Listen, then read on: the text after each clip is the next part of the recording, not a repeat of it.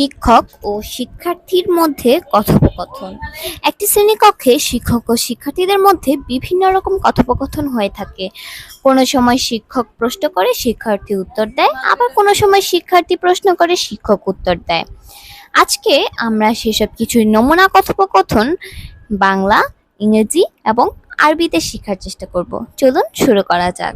শুরুতেই একজন শিক্ষক যখন শ্রেণীকক্ষে এসে জিজ্ঞাসা করেন যে আমরা গত ক্লাসে কোন পর্যন্ত পড়েছিলাম, অর্থাৎ ফিদ্দারসিল মাদি ইলা আইনা করকনা। ঠিক একই রকম ভাবে শিক্ষার্থীরা যখন উত্তর দেয়, ধরুন আমরা গত ক্লাসে 44 পৃষ্ঠা পর্যন্ত পড়েছি, অর্থাৎ sir in the last class we read up to page 44। এর আরবি হবে সাইয়্যিদি ফি তাওসিল মাদি করানা হাত্তা সফহাতা আরবাআতা ওয়া আরবাঈন।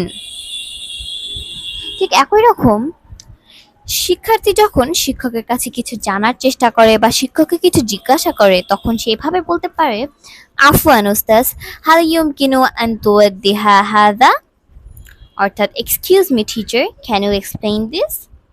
দুঃখিত শিক্ষক, আপনি কি এটা ব্যাখ্যা করতে পারেন?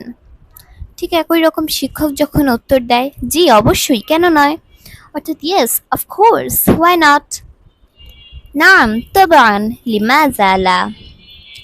এরপর কোনো শিক্ষার্থী যখন শিক্ষকের কাছে কোনো শব্দের অর্থ জানতে চায়, হোয়াট ডাজ দিস ওয়ার্ড মিন, অর্থাৎ এই শব্দের অর্থ কি, মা মানা হাজিহি কালিমাতি।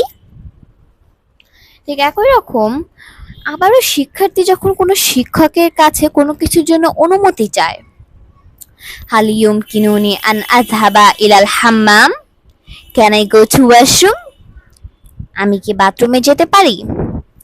এরপর শিক্ষার্থী যখন শিক্ষকের প্রশংসা করে, অর্থাৎ গিভিং অ্যাজ এ কমপ্লিমেন্ট, শুকরান জাজিলান লিশারহিকা ওয়াদিহি, অর্থাৎ thank you very much for your clear explanation, আপনার পরিষ্কার ব্যাখ্যাটির জন্য অনেক ধন্যবাদ।